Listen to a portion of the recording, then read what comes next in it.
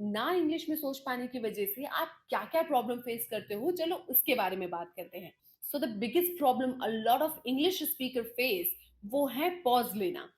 Pause लेना एक बहुत ही पॉज़िटिव और नेगेटिव दोनों ही चीज़ है। अगर आप बहुत जल्दी बोलते हैं, तो पॉज़ लेना एक बहुत अच्छी बात है। बट अगर आप पॉज़ इसलिए ले रहे हैं कि आपका दिमाग ट्रांसलेट कर रहा है, तो वो पॉज़ एक बहुत बड़ा हर्डल है आपकी इंग्लिश स्पीकिंग जर्नी में। आप पॉज़ ले रहे हैं, सामने वाला आपकी बात को सुनने के लिए वेट कर रहा है और आपका दिमाग ट्रांसलेट कर रहा है और इन सब की प्रोसेस में आपके जो रिप्लाई होते हैं, वो डिले हो जाते हैं। और ये एक बहुत बुरा इंप्रेशन कास्ट करता है।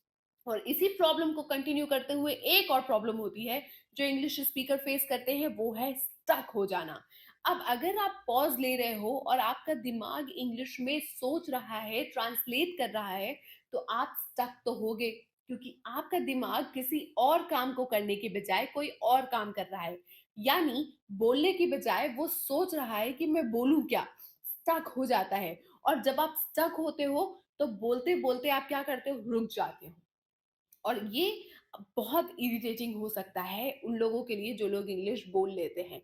अगर आप किसी इंटरव्यू में गए हैं और आप अपनी बातों को लेके श्योर नहीं हैं, आप ट्रांसलेट करने में बिज़ी हैं, रुक रहे हैं, जो आपका दिमाग कर रहा होता है, वही आपकी ज़बान कर रही होती है।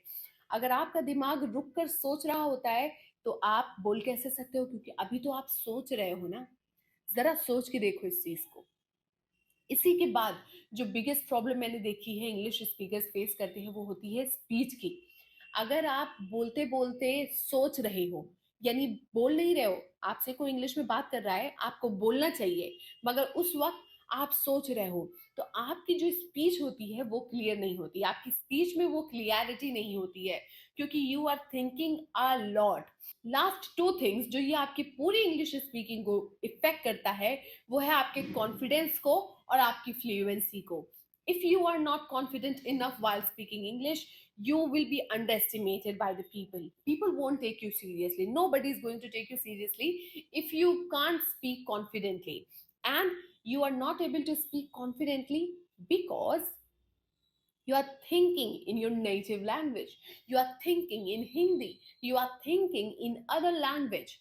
And how can you even speak when you are thinking in other language? है कि अपने आसपास की चीज़ों को इंग्लिश में बोलने से you can't start thinking in English.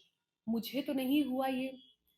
जब मैं इंग्लिश सीख रही थी, मेरे से ये नहीं हो पाया कि मैं अपने आसपास की चीज़ों को इंग्लिश में बोलूँ, देखूँ कि this is pen and I will start thinking in English. This is impossible.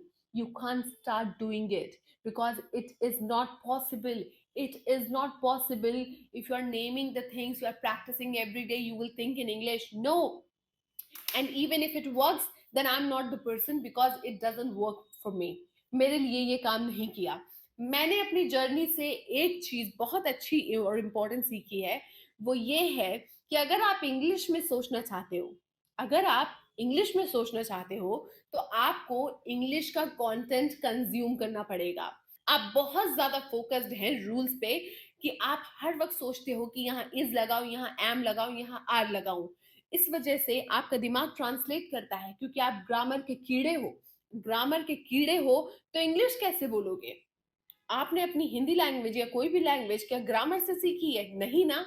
तो ग्रामर को साइड रखो और start watching movies in English, start watching web series, watch or listen something like podcast, songs, enjoy the journey guys.